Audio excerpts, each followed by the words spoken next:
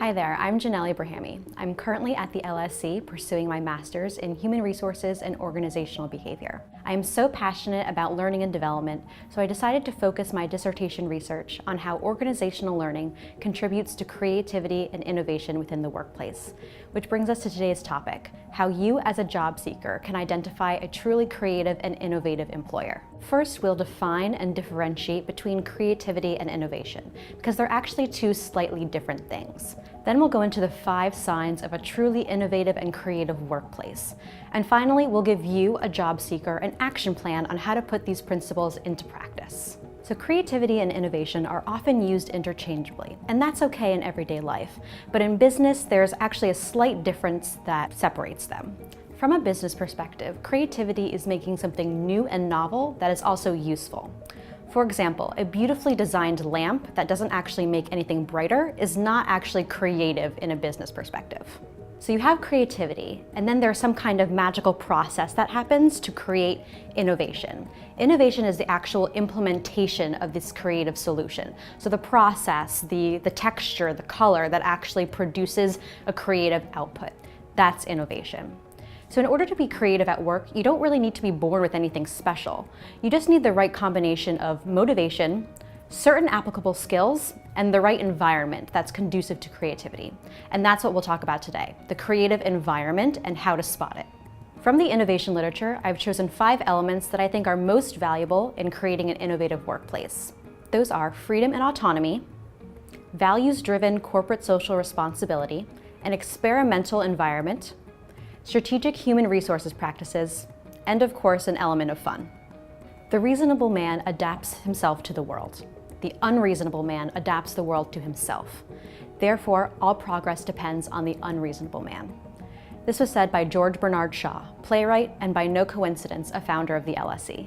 This brings us to our first element of a creative workplace, which is a freedom and autonomy for employees to do their work.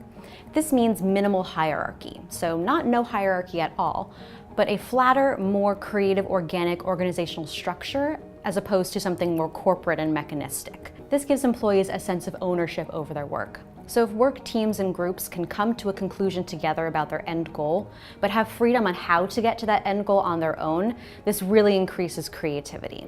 So they can understand what the goal is, work together, have a set endpoint, but then figure out how to get from A to Z on their own. It must be mentioned that this element of innovation really depends on an employee's intrinsic motivation. So when an employee is intrinsically motivated, they're more likely to seek out this freedom and autonomy, and then they experience advantages to their performance and their job satisfaction. Service to society, guided by well-articulated values, is not just a nice to do, but an integral part of business models for vanguard companies. This is from Rosabeth Moss Kanter of the Harvard University Advanced Leadership Initiative. This is a unique concept from Kanter's book, Supercorp, in which he explains that organizations that can identify societal challenges and approach them innovatively using their company's unique tools, resources, talents, expertise, that is truly a mark of an innovative company. So in these organizations, new opportunities are screened for societal benefits and not just economic benefits to the company's bottom line. Indeed, the entire innovation process in these organizations is enhanced by their societal purpose, by their drive to make a difference in their communities. This brings me to my favorite quote, "Move fast and break things," from Mark Zuckerberg of Facebook. This brings us to the third element of a truly innovative workplace, which is an experimental environment. This means that you have permission to fail. You're not penalized for failure or for something that didn't exactly pan out. In fact, there are some innovative companies that give awards for the best idea that didn't work or failure of the week. Trial and error is encouraged, and there's organizational support for all employees and their ideas. So good mistakes are recognized quickly, losses are minimized, and lessons are learned to move forward. To paraphrase Meg Wheatley, author and management consultant, innovation is fostered by journeys into other disciplines and open and fluid connections. Which brings us to the fourth element of a creative, innovative workplace, which is actually strategic HR principles. While strategic HR principles aren't commonly seen as elements for creativity and innovation, they're actually at the core of being able to identify and act on opportunities for innovation. A strategic HR department is able to match the right people with the right opportunities and projects. They're able to hire for creativity and innovation and promote for that too. They're also able to ensure diversity of backgrounds and opinions, as long as conflicts are managed the right way. Most importantly, strategic HR partners are able to implement resource fluidity, which means breaking the rules of ownership and implementing resources for the best use.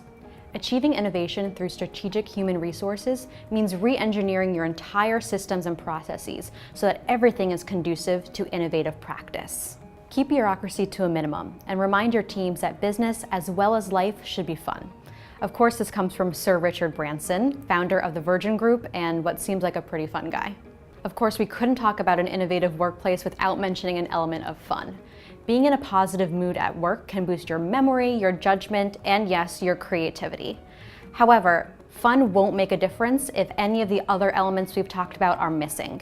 You need to have the right combination of all of these things to really be an innovative employer. So while you might walk into a creative environment for an interview with slides and ping pong tables, know that that's not enough to really be innovative at work. So now that we've gone through the 5 key elements of an innovative workplace, I'd like to give you, as a job seeker, a very simple action plan to put these principles into practice.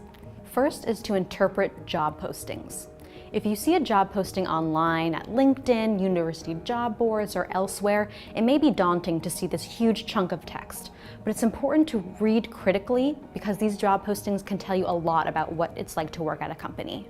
It's important to look out for clues about the company culture, the leadership, what your team will look like, how much freedom you'll have to do your job, and the actual physical environment you'll be working in.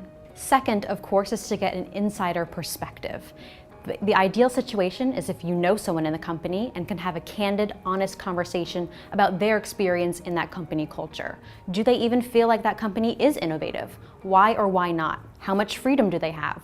What's their leader like? What is the leadership style? What kind of communication goes on within the company? What are the subtle messages they receive every day? If you don't have access to anyone in the company, the next best thing is by using reviews online, like Glassdoor or Salary.com. There, people are often writing reviews about their experience, including their leadership, HR, and what kind of resources they had to do their job. Finally, and most importantly, is to be a real consumer, customer, and follower of the innovative company you think you want to work for. Really interact with their user experience team, understand the product. That way you know what their values are, where they're coming from as an organization, how they treat society and their customers, and what their bottom line really is.